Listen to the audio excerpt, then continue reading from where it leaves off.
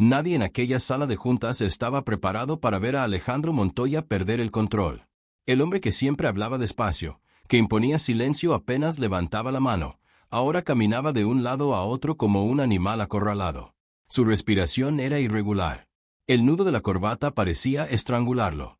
Cada pocos segundos miraba el reloj de pulsera, como si pudiera obligar al tiempo a detenerse. Faltaban 12 minutos. 12 minutos para que los inversionistas franceses cruzaran la puerta de cristal y se sentaran frente a él. 12 minutos para cerrar, o perder, el acuerdo más importante de toda su carrera. $500 millones. La diferencia entre mantenerse en la cima o ver cómo su imperio comenzaba a desmoronarse en silencio. Y el traductor no llegaría. ¿Cómo que tuvo un accidente?, repitió Alejandro, con la voz cargada de incredulidad y rabia contenida. La asistente bajó la mirada. Tenía las manos sudorosas. El hospital llamó hace 10 minutos. Señor Montoya. Pierre no podrá presentarse. Dicen que es grave. Alejandro apretó los puños. Sentía el pulso retumbándole en las sienes. Sin traductor, no había reunión. Sin reunión, no había contrato. Y sin contrato, el consejo directivo tendría por fin la excusa perfecta para cuestionarlo, para desgastarlo, para hacerlo caer. Busquen a alguien, ordenó. A quien sea. Los ejecutivos se miraron entre sí. Nadie hablaba francés con fluidez. Uno propuso intentar en inglés. Otro sugirió usar un traductor automático. Las ideas caían una tras otra, cada una más humillante que la anterior. Alejandro lo sabía. Los franceses no toleraban la improvisación, mucho menos en una negociación de ese nivel. La sala olía a café caro, a madera pulida y a miedo. En el pasillo exterior, empujando un carrito de limpieza, Lucía Hernández se detuvo sin querer. El tono de las voces atravesaba las paredes. No era una discusión común. Había desesperación. Había algo quebrándose ahí dentro. Lucía llevaba el uniforme gris de siempre. Zapatos gastados. El cabello recogido sin cuidado. Nadie la había mirado al pasar esa mañana, como casi nunca. Para todos, ella era parte del edificio. Un ruido de fondo. Una sombra.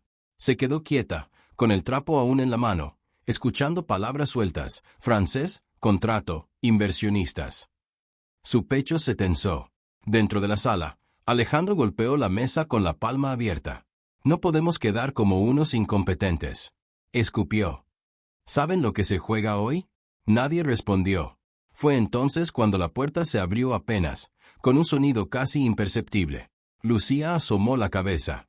Su voz salió baja, insegura al principio, pero firme.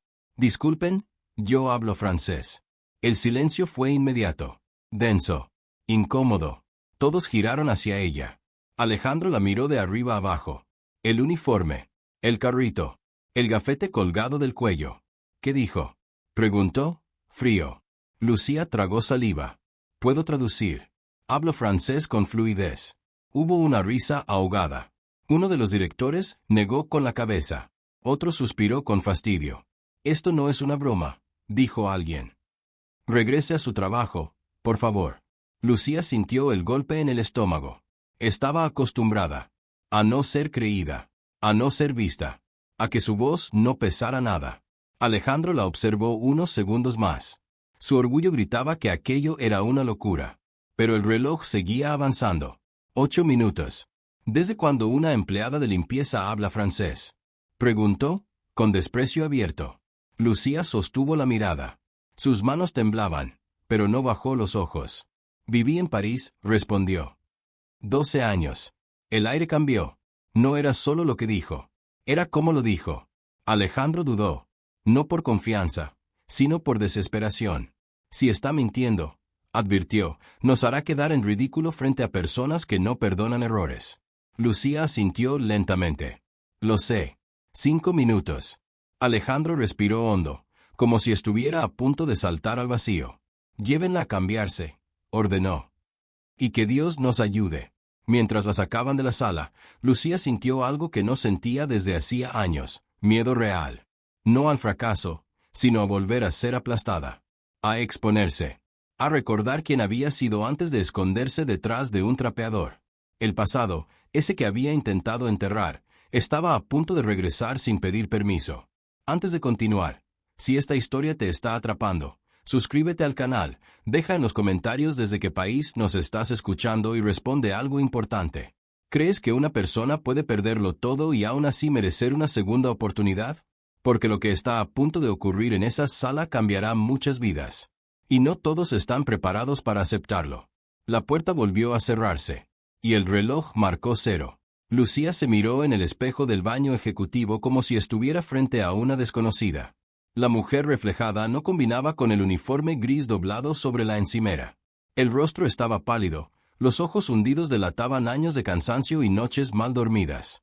Las manos le temblaban mientras se echaba agua en la cara, intentando alejar la sensación de que estaba a punto de cometer un error que no tendría regreso. Una asistente dejó sobre la silla un conjunto sencillo, un blazer oscuro, una blusa clara, una falda discreta. No era elegante, pero bastaba para no desentonar. Aún así, Lucía sintió el peso simbólico de aquella ropa. No era solo cambiarse. Era cruzar una frontera invisible que la empresa había dibujado con desprecio, los que deciden y los que limpian. Se vistió despacio. Cada botón parecía un juicio. Cada segundo, una pregunta. ¿Qué hace una mujer como ella intentando ocupar un lugar que no le pertenece? Mientras se arreglaba el cabello frente al espejo, el pasado se le metió en la garganta. París. Invierno. Ventanas altas. Luces blancas. Reuniones largas donde la escuchaban. Documentos en francés. Protocolos. Firmas. Ella hablando con seguridad, sin titubear. Luego, la caída. Los titulares. El apellido de su marido en letras negras. Palabras que ensuciaban todo. Fraude, estafa, lavado. Y, después, el silencio. El teléfono que dejó de sonar. Los colegas que cruzaban la calle para no saludarla. La puerta de su oficina cerrada para siempre. Lucía apretó los dedos hasta sentir dolor. No ahora, susurró. No ahora. En la sala de juntas, la tensión era tan espesa que parecía humo. Alejandro Montoya no se sentó. Caminaba alrededor de la mesa como si el suelo ardiera. Los directores hablaban a medias, en murmullos nerviosos, lanzando ideas sin convicción. Podemos pedirles que hablen inglés, se animó uno. Ellos odian el inglés cuando negocian, respondió otro, con un gesto de derrota.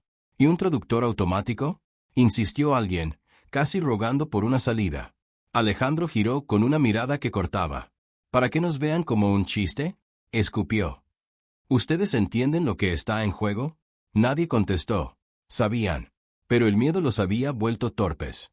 Alejandro miró la pantalla del celular. El mensaje del hospital seguía ahí, frío, definitivo. El traductor oficial no vendría. El consejo directivo lo estaba esperando. La prensa económica estaba atenta. Los inversionistas franceses no toleraban improvisación. Y él había construido su nombre sobre una palabra: control. El reloj de la pared parecía burlarse. Faltaban 3 minutos. La puerta de cristal se abrió y entraron los franceses. 3 hombres y una mujer, todos con traje oscuro, postura impecable y una calma que resultaba ofensiva en medio del caos. Sus miradas recorrieron la sala como si estuvieran evaluando un producto. Uno de los hombres se detuvo un segundo en el proyector, en los documentos sobre la mesa, en las botellas de agua alineadas con precisión. Luego miró a Alejandro, esperando. Alejandro alzó el mentón, forzando una sonrisa. Bienvenidos. Gracias por su puntualidad. Lucía entró detrás, con el blazer prestado. Su paso fue silencioso, pero la presencia del uniforme oculto bajo aquella ropa se sentía igual. Ella se colocó a un lado, sin invadir el centro. Era lo que sabía hacer, estar y no estar. Los franceses la miraron con curiosidad contenida. La mujer del grupo bajó la vista apenas un segundo, como si intentara entender por qué esa persona estaba allí. Uno de los hombres arqueó la ceja. No dijeron nada, pero el juicio se percibía en el aire. Alejandro presentó el inicio del acuerdo en español. Lucía tradujo al francés con una voz firme, sin adornos. Y en el instante en que las palabras correctas salieron de su boca, algo cambió. No fue solo hablar francés. Fue hablarlo como alguien que pertenece, con el ritmo exacto, con respeto a las formas, con una dicción limpia, sin ese acento inseguro de quien aprendió por obligación. Aquello sonó natural, profesional, incluso elegante. Los inversionistas se inclinaron hacia adelante. Empezaron a hacer preguntas. Alejandro respondía, midiendo cada frase. Pero Lucía notó algo que nadie más pareció notar. Una pregunta venía cargada de una trampa. Una cláusula en el contrato estaba redactada de manera que, en territorio mexicano, podía convertirse en un problema fiscal gigantesco. Multas. Congelamiento de cuentas. Un desastre silencioso esperando el momento de explotar. Lucía sintió el estómago hundirse. Alejandro estaba a punto de aceptar la redacción tal como estaba. Lucía tragó saliva. Se debatió entre dos terrores, hablar y ser humillada, o callar y verlos caer. Cuando Alejandro terminó su respuesta, Lucía tradujo, pero añadió, con delicadeza quirúrgica, una aclaración técnica en francés. No lo contradijo de frente. No lo expuso. Lo corrigió sin lastimarlo, como quien salva a alguien sin empujarlo al suelo. Alejandro giró la cabeza hacia ella, brusco, con los ojos encendidos. Ese gesto decía, ¿quién te crees? Pero Lucía no bajó la mirada.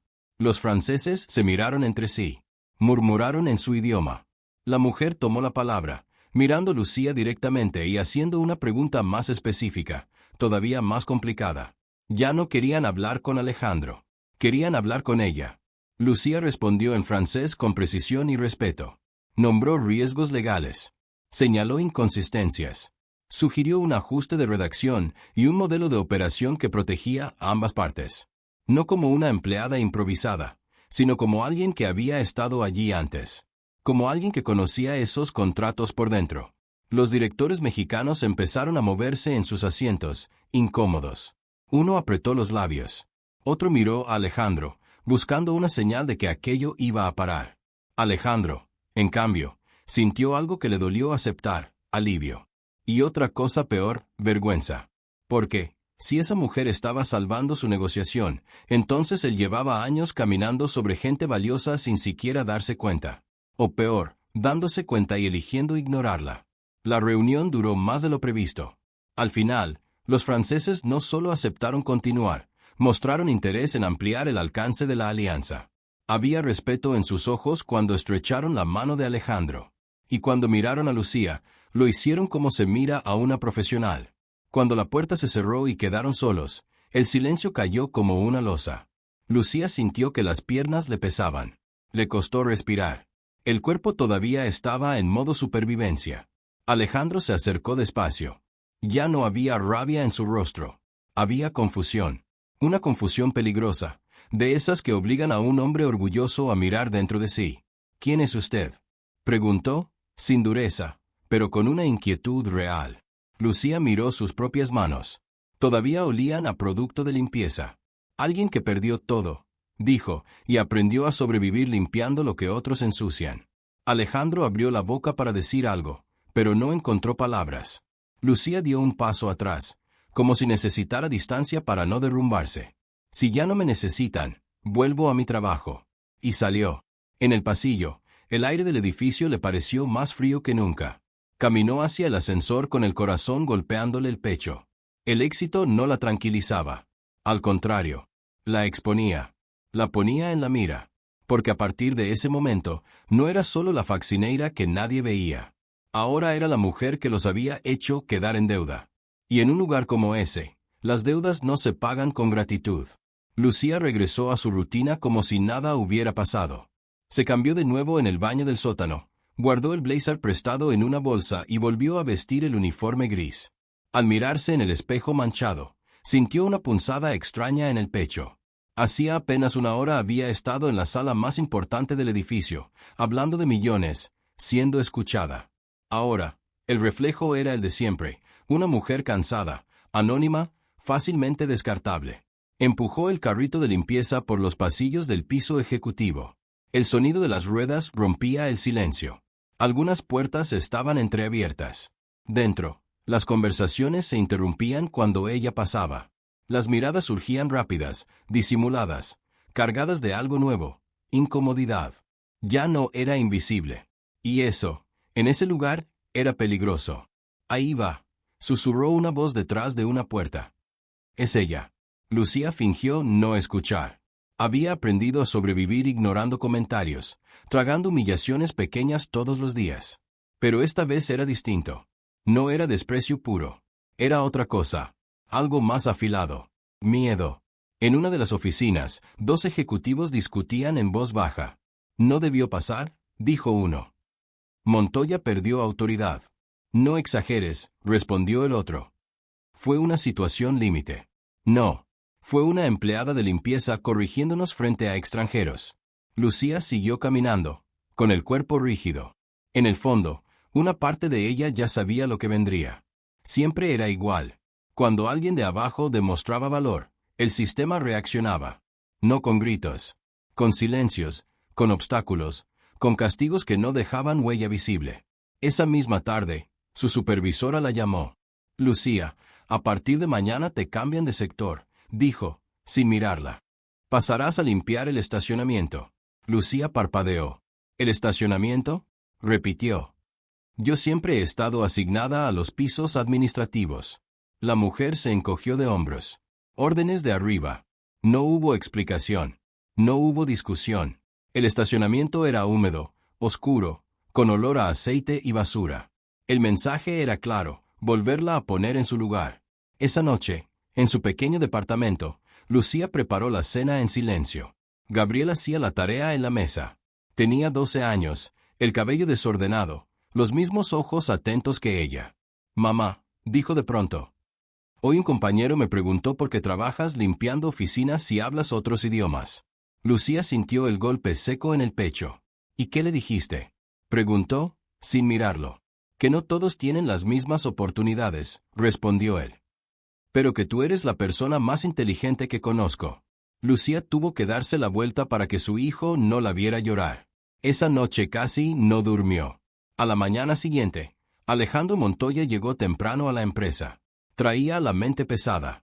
El éxito de la reunión no le daba paz. Al contrario, le había dejado preguntas incómodas. Llamó a uno de los directores de confianza. «¿Quiere el expediente de Lucía Hernández?», ordenó. «Todo». El hombre dudó. «¿Para qué?». Alejandro lo miró fijo. «Porque nadie llega a ese nivel por casualidad». Horas después, el informe estaba sobre su escritorio. Alejandro leyó en silencio. Estudios. Experiencia internacional. Cargos de alto nivel. Recomendaciones antiguas. Y luego, un corte abrupto. El escándalo. El marido. La caída. El regreso al México con un niño pequeño y ninguna red. Alejandro cerró el archivo lentamente. Mientras tanto, Lucía limpiaba el estacionamiento con las manos entumecidas por el frío. Un automóvil de lujo se detuvo cerca. El vidrio bajó. «Oí que hablas francés», dijo un ejecutivo, con una sonrisa torcida. «¡Qué desperdicio!». Lucía no respondió. «No te emociones», continuó él. «Aquí las historias bonitas duran poco». El coche se fue. Lucía se apoyó en el carrito unos segundos. El cuerpo le pesaba.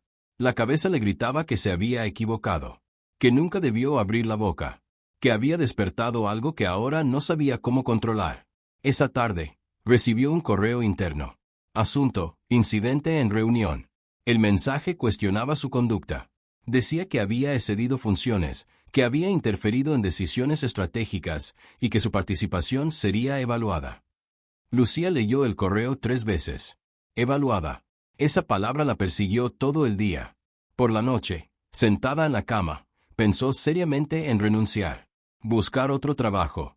Desaparecer antes de que la destruyeran de nuevo. La herida del pasado todavía estaba abierta. No sabía si tenía fuerzas para otra guerra. Pero entonces recordó el momento en que los franceses la miraron con respeto. Recordó su voz firme. Recordó quién había sido. Y por primera vez en años, en lugar de encogerse, sintió rabia. No una rabia descontrolada. Una rabia lúcida. Y esa rabia empezó a decirle algo peligroso, que tal vez ya no estaba dispuesta a agachar la cabeza. El estacionamiento le enseñó a Lucía algo que los pisos ejecutivos habían disimulado con alfombras. El desprecio tenía olor. Olor a gasolina, a humedad vieja, a basura que nadie quería tocar. Aquel lugar no era solo un castigo laboral, era una advertencia. El segundo día, encontró su carrito movido. Los productos abiertos. El cloro derramado sobre sus trapos limpios. Nadie lo había visto, nadie sabía nada. La supervisora solo levantó una ceja, como si Lucía estuviera exagerando. Aquí abajo pasan cosas, dijo con indiferencia. Si no te gusta, ya sabes. Lucía apretó los dientes. No respondió. Si hablaba, la acusarían de conflictiva. Si se callaba, la tragarían. A media mañana, recibió una llamada del área de recursos humanos. Lucía Hernández debe presentarse en el piso 10 a las 11 en punto, dijo una voz neutra. Es una revisión administrativa. Revisión. Otra palabra que sonaba a trampa. Subió en el ascensor de servicio. El aire olía a metal y detergente barato. Cada piso que pasaba le apretaba el pecho. Cuando las puertas se abrieron en el 10, el contraste la golpeó. Alfombra suave, paredes limpias, aroma a café recién molido. Allí la gente hablaba bajo, pero no era respeto, era cálculo.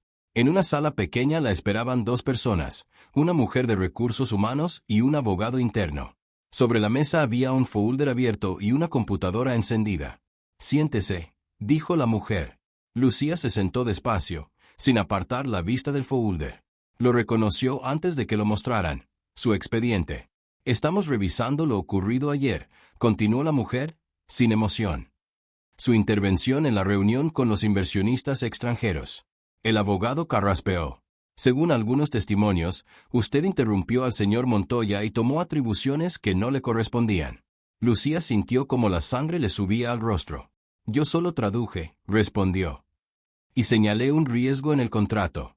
¿Quién le pidió que señalara riesgos?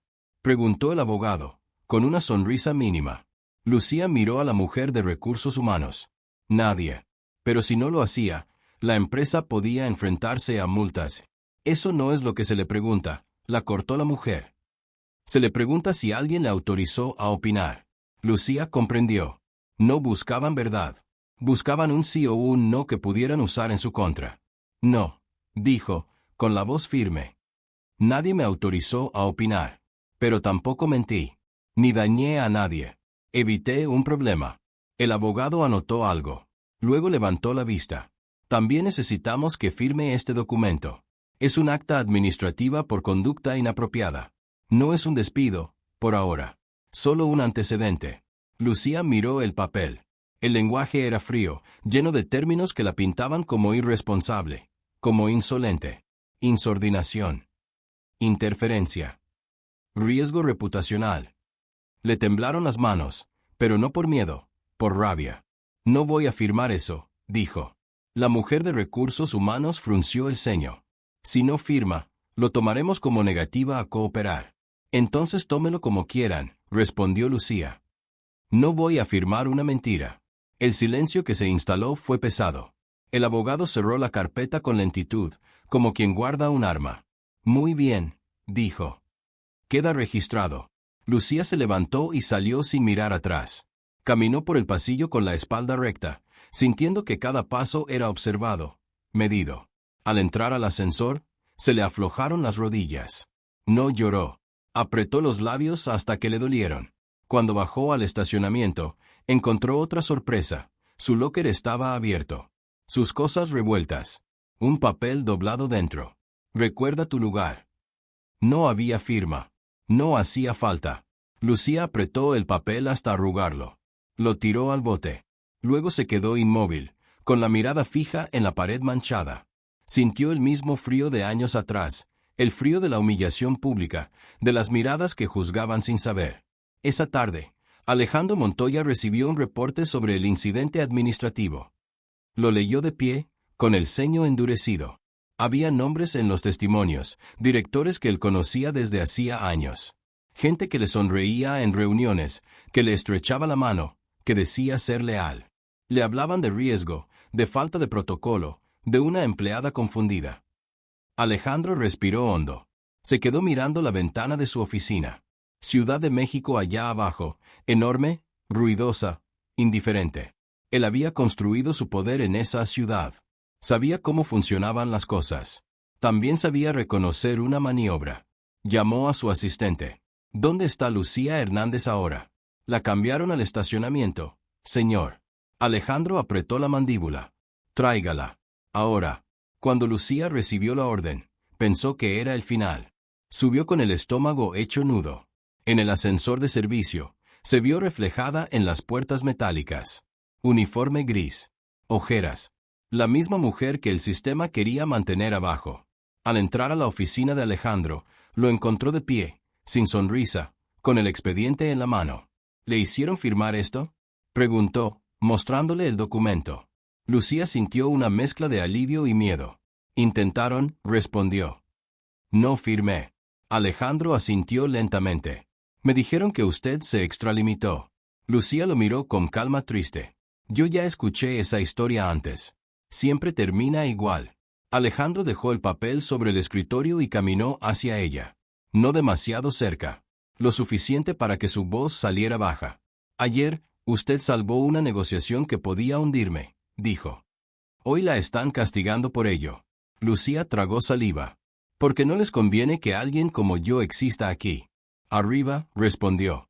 Alejandro no lo negó. Dígame la verdad, Lucía. ¿Qué hacía usted en París? Lucía sintió el golpe. Era una pregunta que abría una puerta que ella había mantenido cerrada a la fuerza. El aire le faltó un segundo, como si el pasado le apretara la garganta. Trabajaba, dijo, apenas. Era directora de operaciones. En una multinacional. Tenía un nombre, una carrera. Hizo una pausa. Los ojos se le humedecieron, pero no dejó caer lágrimas. Y un día me lo quitaron todo. Me miraron como si yo fuera culpable. Me dejaron sola. Hasta que entendí que, para sobrevivir, tenía que desaparecer. Alejandro guardó silencio. En su rostro se movió algo parecido a culpa. Yo la miré así, admitió. Como si no valiera nada. Lucía lo sostuvo con la mirada. Sí, lo hizo. La sinceridad le dolió a él.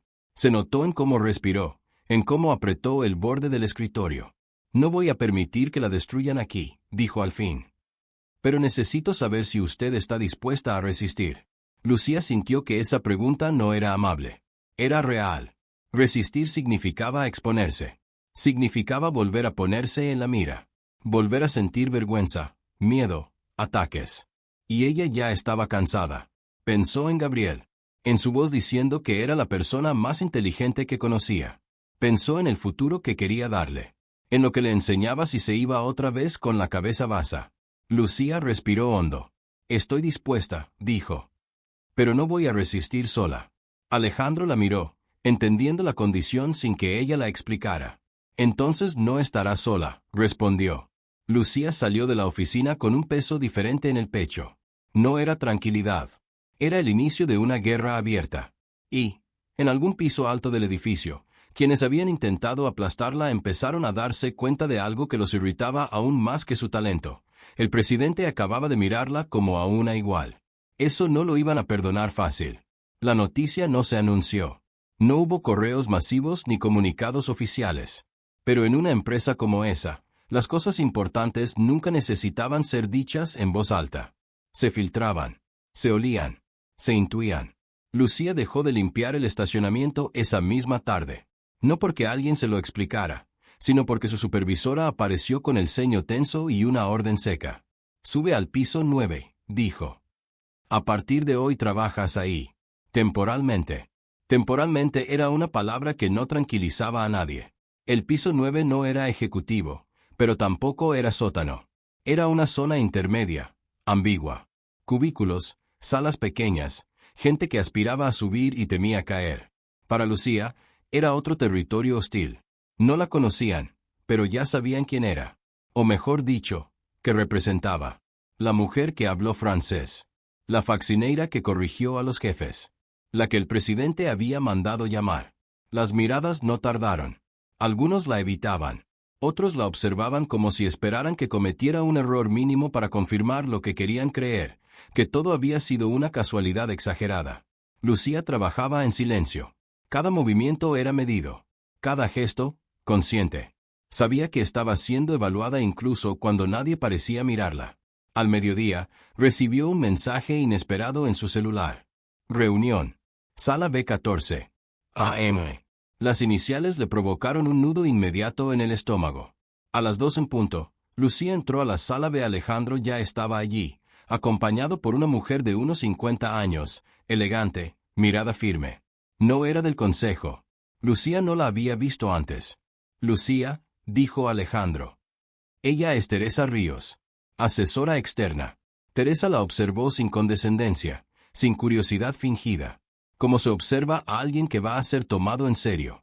Siéntate, dijo Teresa. Vamos a hablar de tu pasado y de tu futuro. En ese orden. Lucía se sentó. Sintió que el corazón le golpeaba las costillas. Durante la siguiente hora, habló más de lo que había hablado en años.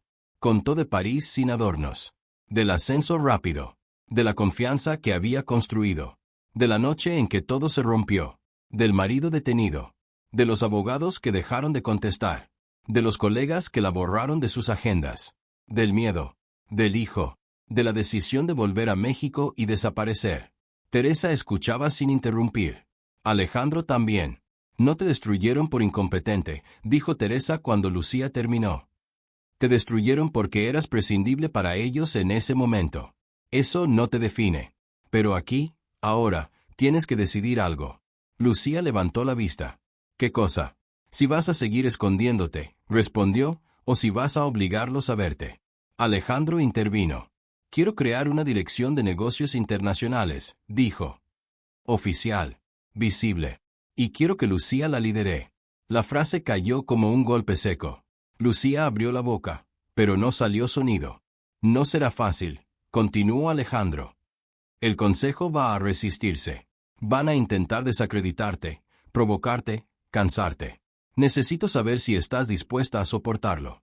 Lucía sintió el vértigo. No era miedo al trabajo. Era miedo a la exposición. A que el pasado volviera a mancharlo todo. A que Gabriel volviera a sufrir. Acepto, dijo finalmente. Pero con condiciones. Alejandro levantó una ceja. Primera, continuó ella, ningún despido encubierto en el área de limpieza por represalias. Segunda, aumento salarial progresivo para ese equipo. Tercera, un programa de becas internas para hijos de empleados operativos. Y cuarta, una semana para entrenar a quien me sustituya abajo. No voy a desaparecer como si nunca hubiera estado ahí. Teresa sonrió por primera vez. Alejandro no lo hizo de inmediato. Pensó. Calculó. Luego asintió. Hecho. La noticia empezó a circular esa misma semana. No con el título completo. No con el salario. Solo con lo suficiente para provocar ruido. Lucía Hernández ya no está en limpieza. Ahora tiene oficina. Montoya la protege. Las reacciones no tardaron. Un director pidió una auditoría interna por transparencia. Otro sugirió revisar antecedentes legales. Un tercero, más sutil, comenzó a filtrar comentarios sobre el marido de Lucía a contactos externos. Lucía lo sintió en la piel. Correos que no llegaban. Reuniones cambiadas sin aviso. Silencios calculados. Una tarde, al salir del edificio, encontró a Gabriel esperando en la banqueta. Mamá, dijo. Un hombre fue a la escuela. Preguntó por papá. El mundo se le detuvo. ¿Qué hombre? Preguntó, conteniendo el temblor. No sé. No dijo su nombre. Solo preguntó. Lucía miró el edificio detrás de ella. De vidrio. De poder. De sombras largas. Entendió entonces que la guerra ya no era solo profesional. Habían cruzado una línea. Y ella tendría que decidir hasta dónde estaba dispuesta a llegar para no volver a perderlo todo. Esa noche, Lucía no durmió. Gabriel respiraba profundo en la cama de al lado, ajeno al peso que se había instalado en el pecho de su madre. Lucía permaneció sentada en la oscuridad, con la espalda apoyada en la pared, escuchando los ruidos del edificio, el paso lejano de algún auto, un perro ladrando a lo lejos. Cada sonido parecía una advertencia. Alguien había ido a la escuela. No había sido casualidad. No había sido curiosidad. Habían tocado lo único que ella siempre había protegido. A la mañana siguiente, llegó a la empresa más temprano que de costumbre. No por disciplina, sino por necesidad. Necesitaba estar alerta. Necesitaba entender desde dónde venía el ataque. Su nueva oficina era pequeña, sin lujos. Un escritorio, una computadora, una ventana que daba a otro edificio gris. Aún así, para muchos, ese espacio era una provocación. Para Lucía, era un campo minado. Apenas se sentó, encontró su bandeja de entrada llena de correos que no había recibido antes. Mensajes reenviados tarde. Documentos incompletos. Invitaciones a reuniones que ya habían ocurrido. No era descuido. Era estrategia. A media mañana, Entró a una reunión clave sin haber sido informada del cambio de horario. Cuando abrió la puerta, las conversaciones se detuvieron. «Ah, Lucía», dijo uno de los directores, con una sonrisa tensa. «Pensamos que ya te habían avisado». «No», respondió ella. «Pero ya estoy aquí». Se sentó sin pedir permiso. Abrió su cuaderno. Escuchó. Durante los primeros minutos, la ignoraron. Hablaron como si no existiera. Pero cuando llegó el momento de discutir la expansión con los socios franceses, el silencio volvió a caer. Nadie quería hablar. Nadie quería equivocarse. Lucía intervino con calma. Señaló un punto crítico. Propuso un ajuste. Citó precedentes. No levantó la voz. No desafió a nadie directamente. Uno de los directores la interrumpió. «¿Esto lo dices como opinión personal o como directiva oficial?», preguntó, con tono venenoso. Lucía sostuvo la mirada. «Lo digo como alguien que sabe de lo que está hablando», respondió. «Y como responsable del área que ustedes mismos aprobaron». El hombre sonrió, incrédulo. «Veremos cuánto dura eso». Alejandro observaba en silencio desde la cabecera. No intervino. No porque no quisiera, sino porque entendía algo que Lucía también sabía. Si él la defendía en cada momento, la destruirían con más fuerza. Ella necesitaba sostenerse sola y elegir cuándo pedir respaldo. Al salir de la reunión, Lucía fue directo a Recursos Humanos. «Quiero saber quién tuvo acceso a la información de mi hijo», dijo, sin rodeos. La mujer detrás del escritorio fingió sorpresa. «No sabemos de qué habla». «Alguien fue a su escuela», insistió Lucía. «Eso no es una coincidencia». La mujer bajó la voz. «Lucía, este no es el tipo de cosas que conviene mover. A veces es mejor dejar pasar». Lucía apoyó las manos en el escritorio y se inclinó hacia adelante. «Yo ya dejé pasar demasiadas cosas en mi vida», dijo. «Esto no». Salió de ahí con una certeza amarga. No podía confiar en los canales formales. No todavía. Esa tarde, Teresa Ríos la llamó. «Están buscando quebrarte por cansancio», le dijo. «Y si no funciona, irán por tu reputación». «Ya empezaron», respondió Lucía. «Usaron a mi hijo». Teresa guardó silencio unos segundos. «Entonces esto se va a acelerar». Lucía colgó y se quedó mirando la pantalla apagada. Sentía miedo. Sí. Pero debajo del miedo había algo nuevo. Algo que no había tenido la primera vez que cayó. Información. Sabía cómo operaban. Sabía qué buscaban. Y, sobre todo, sabía que no era la única que había sufrido ese tipo de injusticias dentro de esa empresa. Esa misma semana, empezó a notar patrones. Empleados desplazados. Talentos archivados. Gente brillante empujada a rincones por no encajar, por no pertenecer, por no callar. Lucía empezó a hablar con ellos. No como jefa, como alguien que entendía. Un analista joven, relegado por cuestionar números inflados. Una abogada interna, apartada tras negarse a firmar algo dudoso. Una gerente que había pedido licencia por acoso y nunca volvió a ser la misma. Historias distintas. El mismo sistema. Mientras tanto, los ataques seguían. Un rumor apareció en un medio digital menor, insinuando vínculos de Lucía con el caso del marido. Nada comprobable. Nada directo. Suficiente para sembrar duda. Alejandro la llamó esa noche. «Van a publicar algo peor», advirtió. «Tengo cómo frenarlo, pero necesito saber si estás lista para exponerte». Lucía miró a Gabriel, que hacía un dibujo en la mesa. «Ya estoy expuesta», respondió. «La diferencia es que ahora no voy a bajar la cabeza». Colgó y sintió el peso real de su decisión. Si seguía adelante, no habría marcha atrás. El sistema no perdonaba a quien lo desafiaba desde dentro. Pero también sabía algo más. Si se detenía ahora, no solo perdería su lugar. Les estaría enseñando que habían ganado otra vez. Y eso, por primera vez en muchos años, le resultó inaceptable.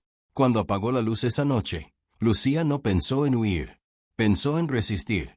Pensó en enfrentar. Pensó en hacer algo que no había podido hacer en el pasado. Quedarse de pie mientras intentaban derribarla.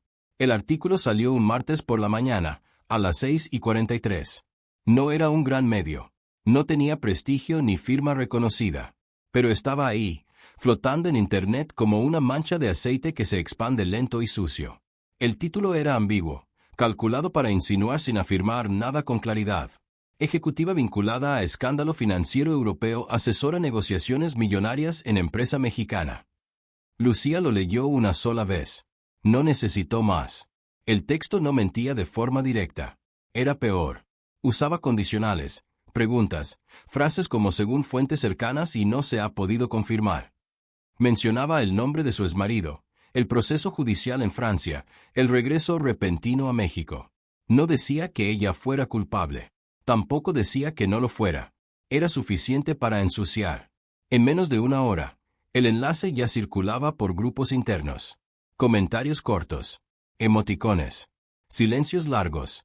La duda instalada como una infección. Cuando Lucía llegó a la empresa, lo supo de inmediato. No por palabras, sino por el ambiente.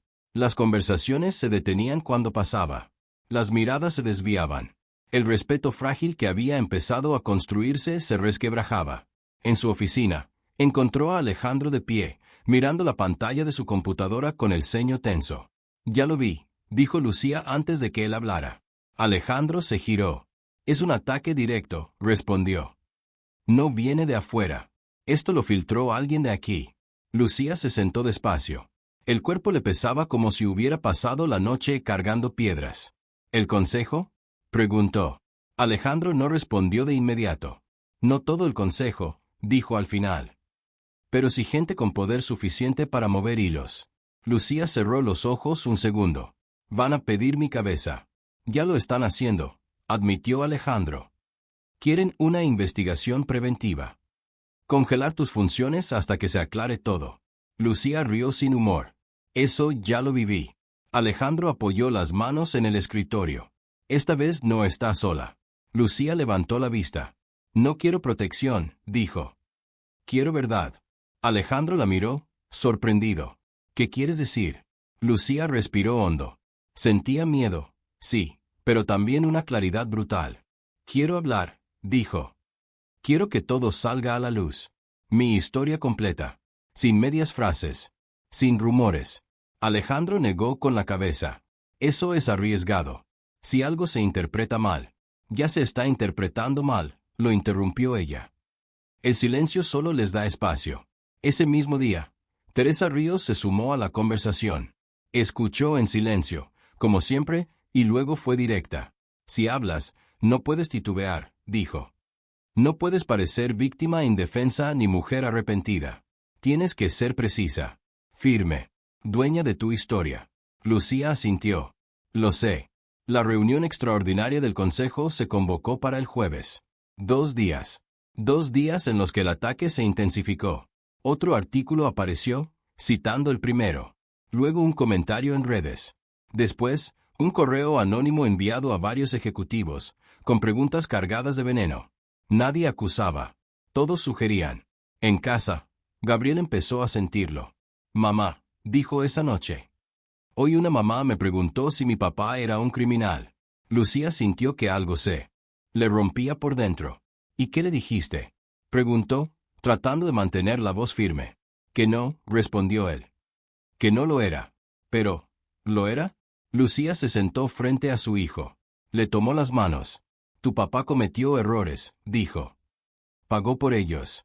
Pero yo no hice nada malo. Y nunca lo haré». Gabriel la miró con seriedad. «Entonces pelea», dijo. «Como cuando me dices que no me deje». Las palabras de su hijo fueron más contundentes que cualquier estrategia.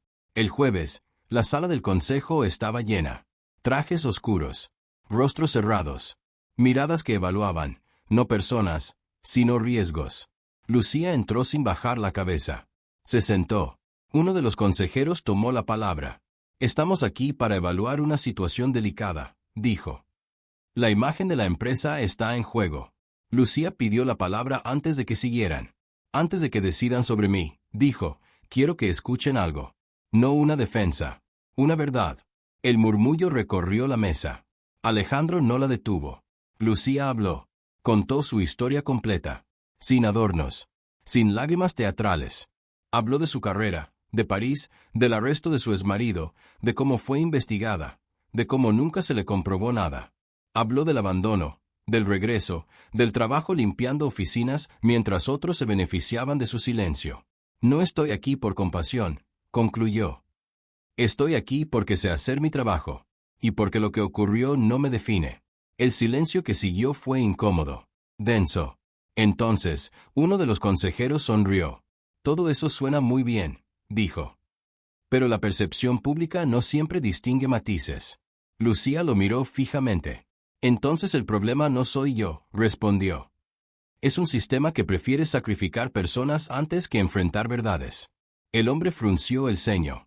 Ahí quedó claro. Ya no era solo una evaluación. Era un enfrentamiento. Y Lucía había cruzado el punto en el que retroceder ya no era una opción. La reunión del consejo terminó sin una decisión clara. Eso, por sí solo, ya era una señal. No la suspendieron. No la despidieron. Pero tampoco la respaldaron públicamente. Eligieron el terreno que más daño causa, la espera. El desgaste. El limbo. Lucía salió de la sala con la espalda recta, pero por dentro sentía el cansancio acumulado como una losa. Había dicho la verdad. Toda. Y aún así, sabía que para muchos eso no bastaba. Nunca bastaba. Esa misma tarde, Teresa Ríos la llamó a su oficina. No ganamos, dijo sin rodeos. Pero tampoco perdimos. Y eso, en este punto, es peligroso para ellos. Lucía se sentó frente a ella. Van a seguir, respondió. No saben hacer otra cosa. Teresa asintió. Por eso vamos a adelantarnos. Abrió una carpeta gruesa sobre el escritorio. Dentro había copias de correos, reportes internos, memorandos antiguos. No eres la primera, continuó. Solo eres la que decidió no callarse. Lucía hojeó los documentos con cuidado. Reconoció patrones. Firmas repetidas. Decisiones administrativas que siempre terminaban beneficiando a los mismos y destruyendo a otros. Esto, murmuró, esto es sistemático. Exacto, respondió Teresa. Y alguien empezó a hablar. Esa noche, Lucía recibió un mensaje cifrado en su correo personal. No tenía firma. Si quiere entender por qué la atacan, mire el contrato de consultoría de 2017. No está sola. Lucía sintió un escalofrío. Al día siguiente, Alejandro la llamó temprano. Tenemos un problema, dijo. O una oportunidad. Se encontraron en su oficina, con las persianas cerradas. Una abogada interna, explicó él. Claudia Méndez. Lleva años archivada. Sabe cosas. Y está dispuesta a testificar si se garantiza protección. Lucía cerró los ojos un segundo. La conozco, dijo. Fue una de las primeras que me habló cuando empecé a escuchar historias. Alejandro asintió. Ella confirma algo grave. Varios miembros del consejo han usado escándalos ajenos para desviar atención de operaciones propias. Lo hicieron en Francia. Lo hicieron aquí. Y ahora lo están intentando contigo. La rabia de Lucía fue fría. Clara. ¿Tienen pruebas? Preguntó. Sí, respondió Alejandro. Y ahí está el costo. Lucía lo miró. Si esto sale, la empresa va a sangrar. Y yo con ella, admitió. Mi nombre también está atado a este sistema. Hubo un silencio largo. Lucía pensó en Gabriel. En la escuela. En las miradas. En la vergüenza heredada que no quería volver a cargarle. Hagámoslo, dijo. Pero bien. Durante los días siguientes, el edificio se volvió un nido de tensión. Reuniones secretas. Llamadas cortadas. Gente borrando archivos, moviendo papeles, cubriendo huellas tarde. Lucía trabajaba como nunca. Revisaba contratos. Comparaba fechas. Escuchaba a personas que jamás habían sido escuchadas. Cada historia confirmaba lo mismo. El sistema se protegía a sí mismo usando a los más débiles como escudos. Una noche, al salir tarde, notó algo distinto.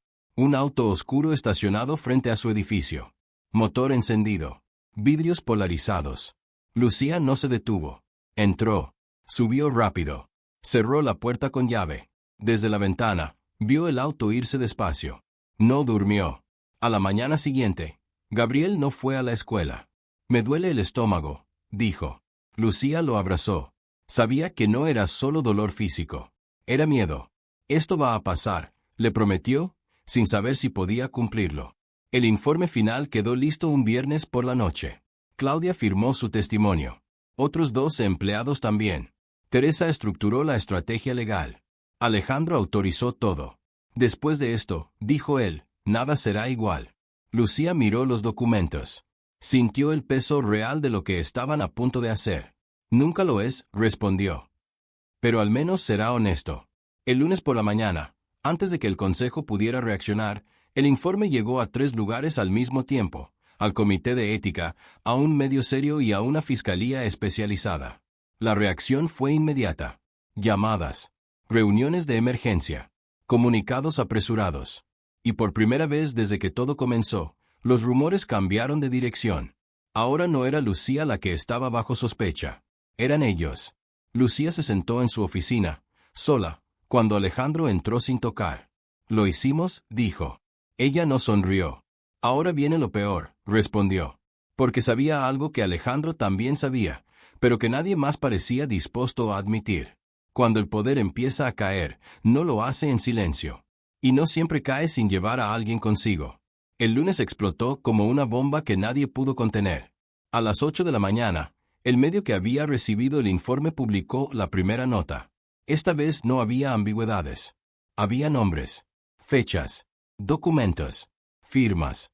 Una red de decisiones internas destinadas a encubrir operaciones dudosas, usar escándalos ajenos como cortinas de humo y sacrificar empleados cuando era conveniente. El nombre de Lucía Hernández aparecía. Sí, pero no como sospechosa. Aparecía como detonante. En menos de una hora, la empresa estaba sitiada por cámaras. Los teléfonos no dejaban de sonar. Los correos internos colapsaron. El consejo convocó a una reunión de emergencia que nadie sabía si serviría de algo. Lucía llegó al edificio y tuvo que entrar por una puerta lateral. Un guardia la reconoció y dudó un segundo antes de abrir. «Pase», dijo finalmente. Y, suerte. El ascensor subió lento. Cada piso parecía un recordatorio de todo lo que estaba en juego. Cuando las puertas se abrieron, el caos era evidente. Ejecutivos hablando a la vez. Asistentes llorando. Abogados caminando rápido con carpetas apretadas contra el pecho. Alejandro la esperaba en su oficina, con el saco en la mano y el rostro tenso. «Hay órdenes de cateo», dijo sin rodeos. «Y citatorios». Lucía cerró los ojos un segundo. «¿Quiénes?» Alejandro mencionó 3 nombres del consejo. Los mismos que habían sonreído con desprecio en la reunión. Los mismos que habían pedido investigaciones preventivas. «Uno de ellos quiere hablar contigo», añadió. «Está abajo». Lucía lo miró, incrédula. «¿Ahora?» «Ahora», confirmó Alejandro. Antes de que todo termine de caer. El hombre entró escoltado por un abogado. Ya no tenía la seguridad de otros días. Sus hombros estaban tensos. Su voz, baja. «Lucía», dijo. «Tenemos que llegar a un acuerdo». Lucía lo observó sin sentarse. «No tengo nada que acordar con usted». El hombre respiró hondo. «Esto puede destruir la empresa», insistió. «A mucha gente inocente». Lucía inclinó la cabeza apenas. «A mucha gente inocente ya la destruyeron antes», respondió. «Yo incluida». El abogado intervino, ofreciendo términos vagos, promesas de compensación, silencios comprados. Lucía escuchó sin interrumpir. Cuando terminaron, habló con una calma que heló la sala. «Ustedes no están aquí por justicia», dijo. «Están aquí porque tienen miedo». Y ese miedo llegó tarde. El hombre apretó los labios. «Piénselo», dijo. «Esto puede volverse personal». Lucía dio un paso hacia adelante. Siempre lo fue. Cuando se fueron, Alejandro soltó el aire que contenía. «Van a intentar algo más», advirtió. «No saben perder». No se equivocó. Esa tarde, Lucía recibió una llamada del colegio. «Señora Hernández», dijo la directora. «Su hijo tuvo un incidente.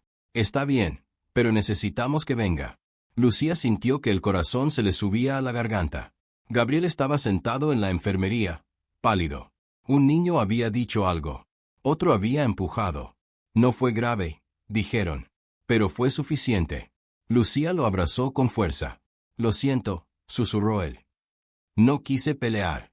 Lucía cerró los ojos, conteniendo el temblor. «Hiciste bien en defenderte», dijo. «A veces, eso también es necesario». Esa noche, el ataque final llegó. Un nuevo artículo apareció, desesperado, mal escrito, acusándola directamente de manipulación, de ambición, de usar a su hijo como escudo mediático. Era burdo, evidente. pero dolía. Lucía lo leyó sentada en la cama, con Gabriel dormido a su lado. Sintió el peso completo de la decisión que había tomado. Había expuesto todo. No solo su pasado, su presente, su hijo, su paz. Por primera vez desde que todo empezó, pensó en rendirse. Tomó el teléfono. Marcó el número de Teresa. No respondió. Miró el techo. Las sombras se movían lentas. Entonces recordó el estacionamiento. El papel doblado. Recuerda tu lugar. Lucía se incorporó. No, murmuró. Mi lugar es este. A la mañana siguiente, la fiscalía confirmó públicamente la apertura de una investigación formal. El medio principal publicó una segunda nota, desmontando el ataque desesperado de la noche anterior, citando documentos oficiales. El consejo se fragmentó. 2 miembros renunciaron. Otro pidió licencia. Uno fue citado a declarar. Alejandro apareció frente a la prensa. No se escondió. La empresa va a cambiar, dijo. Y va a doler. Pero es necesario. Lucía observaba desde una sala contigua. No buscaba cámaras. No buscaba aplausos. Buscaba una cosa sola, que terminara. Cuando Alejandro entró después, la miró con una mezcla de respeto y cansancio. Casi te rompen, dijo. Lucía negó con la cabeza. No, respondió. Casi lo logran. Pero no pudieron. Sin embargo, ambos sabían que aún faltaba algo. El sistema estaba cayendo. Sí. Pero la verdadera justicia, la que repara y no solo castiga, todavía no había terminado de mostrarse. Y Lucía, agotada, de pie en medio de los escombros, estaba a punto de enfrentar la última decisión de su camino. El viernes amaneció diferente. No hubo llamadas urgentes. No hubo correos anónimos. No hubo autos sospechosos frente al edificio. Por primera vez en semanas, el silencio no parecía una amenaza, sino una tregua. Lucía despertó antes que Gabriel. Preparó café, abrió la ventana y dejó que el aire de la mañana entrara sin prisa. La ciudad seguía igual, ruidosa, indiferente, pero dentro de ella algo había cambiado. No era felicidad plena. Era cierre. Era el peso soltándose poco a poco. El teléfono vibró sobre la mesa. Era Alejandro. Hoy es el día, dijo. El consejo se reúne para hacerlo oficial. Lucía cerró los ojos un segundo. Voy para allá. La sala del consejo estaba llena, pero no como antes. Faltaban rostros. Faltaban arrogancias. Faltaban sonrisas falsas. En su lugar había miradas cansadas, posturas defensivas, un ambiente de derrota inevitable. El presidente interino del consejo tomó la palabra. Habló de errores, de fallas estructurales, de responsabilidades compartidas. Palabras cuidadas, medidas, sin emoción. Luego llegó el punto central. Se ha decidido ratificar la creación de la Dirección de Negocios Internacionales, dijo, y confirmar a Lucía Hernández como su directora general. No hubo aplausos. Lucía se puso de pie. Antes de aceptar, dijo, necesito decir algo. El hombre dudó un instante, pero asintió. Lucía respiró hondo. Yo no pedí este lugar, continuó. No lo busqué. Llegué aquí limpiando pisos. Y no lo digo como símbolo bonito, sino como una realidad dura. Porque ese trabajo también merece respeto. La sala permaneció en silencio. Acepto este cargo, prosiguió, con una condición final, que el aumento salarial para el personal operativo y el programa de becas se apliquen de inmediato, no como promesas futuras. Y que quede registrado que nadie será castigado por haber hablado. Hubo miradas tensas. Alejandro tomó la palabra. Eso ya está aprobado, dijo. Y se ejecuta desde hoy. Lucía asintió. Entonces acepto. Al salir de la sala, el peso que llevaba meses cargando empezó, por fin, a desprenderse. No fue un momento grandioso. No hubo música ni cámaras. Solo una mujer caminando por un pasillo que antes no le pertenecía, y que ahora tampoco necesitaba conquistar. Esa misma tarde, Lucía bajó al área de limpieza. Buscó a la mujer que había sido su supervisora durante años. Le entregó una carpeta. Aquí está el aumento, dijo. Y el plan de capacitación. No es caridad. Es justicia atrasada. La mujer la miró con los ojos llenos de sorpresa. Luego bajó la cabeza, emocionada. Gracias, susurró. Lucía negó con suavidad. Gracias por resistir. En casa, Gabriel la esperaba sentado en la mesa. ¿Ya terminó todo? Preguntó. Lucía lo abrazó con fuerza. No, respondió. Pero lo peor ya pasó. Semanas después, la empresa volvió a aparecer en las noticias. Esta vez por otro motivo, un nuevo acuerdo internacional ampliado, transparente, sólido. El nombre de Lucía fue citado con respeto. Sin escándalo. Sin sombras. Ella rechazó entrevistas largas. No quería ser símbolo. Quería ser puente. El pasado no desapareció. Nunca desaparece. Pero dejó de ser una cadena. En la última escena, Lucía entra temprano al edificio. Cruza el vestíbulo. Saluda al personal de limpieza por su nombre. Entra en su oficina, sencilla, sin ostentación. Deja el bolso sobre el escritorio y respira hondo. Llegó. No porque alguien la salvara, sino porque se negó a desaparecer. Y si esta historia te tocó de alguna forma, gracias por quedarte hasta el final. Déjanos en los comentarios qué parte te emocionó más. Suscríbete al canal para más historias como esta y responde. ¿Crees que todas las personas merecen una segunda oportunidad? Un abrazo, y hasta la próxima historia.